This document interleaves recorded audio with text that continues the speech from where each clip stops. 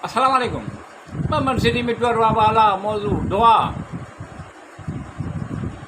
या अल्लाह रब्बुल आलमीन, या अल्लाह रब असांजा अल रहमान अल रहीम मुंहिंजी दुआ क़बूल फरमा। या अल्लाह रब्बुल आलमीन अल रहमान अल रहीम असां ते रहम व करम फरमा। या अल्लाह रब असांजा अल रहमान अल रहीम मुंहिंजी दुआ क़बूल फरमा। या अल्लाह रब्बुल आलमीन अल रहमान अल रहीम असां ते रहम व करम अता फरमा। या अल्लाह कामयाबी अता फरमा जेका तकबर खां पाक हुजे, एहो रिज़्क़ अता फरमा जंहिंमें बरकत हुजे, नेक सालिह औलाद अता फरमा। या अल्लाह कामयाबी अता फरमा जेका तकबर खां पाक हुजे, एहो रिज़्क़ अता फरमा जंहिंमें बरकत हुजे, नेक सालिह औलाद अता फरमा। सिहत तंदुरुस्ती नेमत हज़ार अता फरमा। या अल्लाह रब असांजा अल रहमान अल रहीम मुंहिंजी दुआ क़बूल फरमा। या अल्लाह रब्बुल आलमीन अल रहमान अल रहीम असां ते रहम व करम अता फरमा। ईमान जी सलामती ऐं ख़ुशहाली हमेशह असांजो नसीब कर। ईमान जी सलामती ऐं ख़ुशहाली हमेशह असांजो नसीब कर। या अल्लाह मुंहिंजा रब अल रहमान अल रहीम मूंखे हिकमत अता फरमा। या अल्लाह रब असांजा अल रहमान अल रहीम मुंहिंजी दुआ क़बूल फरमा।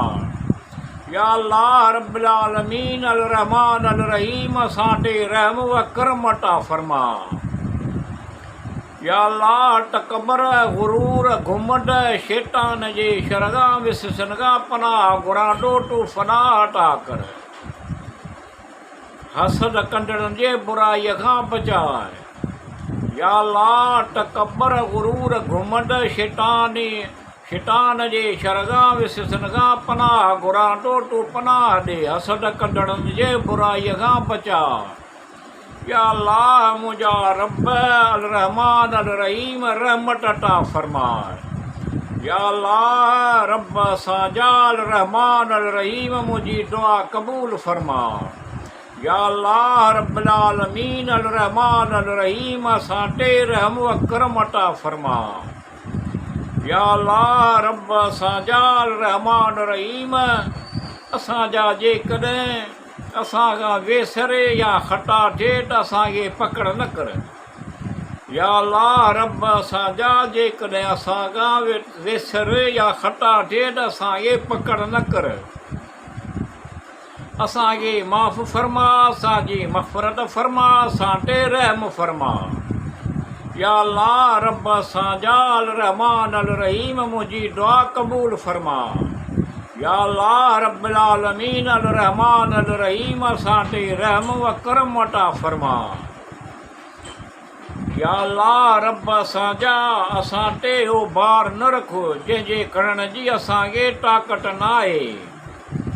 या अल्लाह रब असांजा असां ते हो भार न रखो जंहिंजे खणण जी असांखे ताक़त न आहे। या अल्लाह असांजा रब अल रहमान अल रहीम तूं ई असांजो मौला मददगार आहीं, तूं ई असांजी हमराही मदद अता फरमाए। या अल्लाह रब असांजा अल रहमान अल रहीम मुंहिंजी दुआ क़बूल फरमा। या अल्लाह रब्बुल आलमीन अल रहमान अल रहीम असां ते रहम व करम अता फरमाए।